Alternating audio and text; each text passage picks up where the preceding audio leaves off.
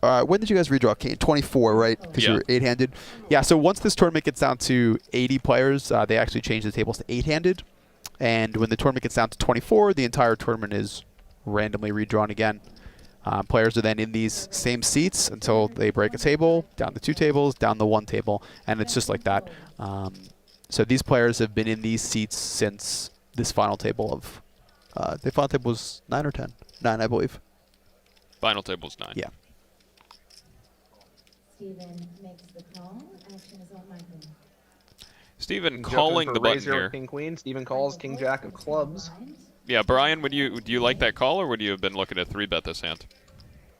I would need to know Steven's exact stack size, but I believe it seems he's got like about a reasonable call. 2.5 million.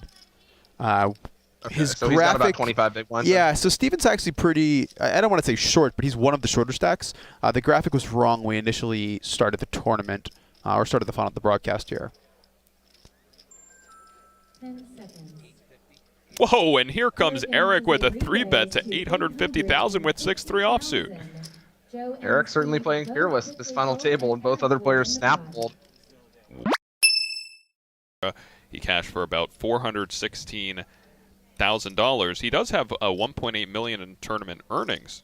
However, his last 3-figure score came all the way back in 2013, so this is a huge spot for him. He plays very, very well, but it seems like in the tournaments I go deep, you know, Justin's always around, and then he always somehow, you know, kind of busts in 15 to 25th place.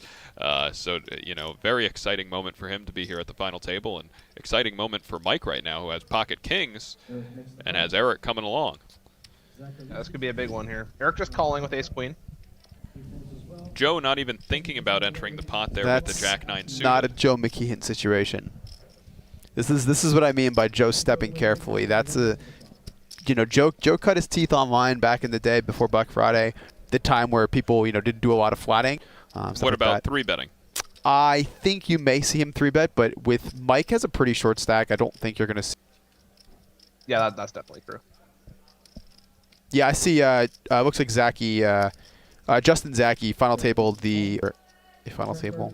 He also got 9th in WPT Jacksonville Best Bet, but I guess maybe, and he also got 9th. Okay, wait, hold on a second. Okay, I guess these aren't official final tables because Eric has 5 outs to eliminate Michael Martyr going to the river, and that will not be one of them. Michael Martyr doubles up here against Eric, and Eric, who started off so strong, floats the 9-high flop, catches top on the turn, and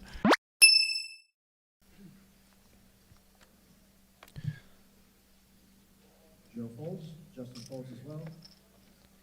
Action on Steven in the cutoff. Steven with the ace-2 suited. A very good hand for the position, but as the shortest stack, it does get a little bit awkward to play hands like this.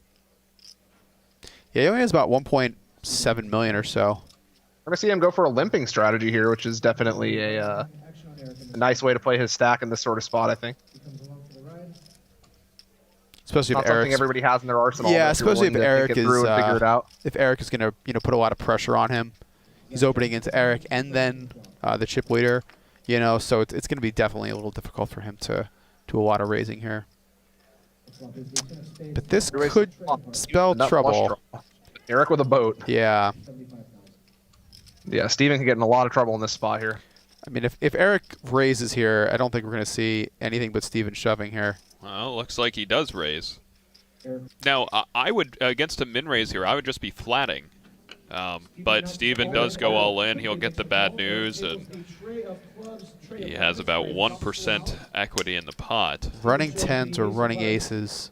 I guess he has a running straight flush. Yeah. Of hearts.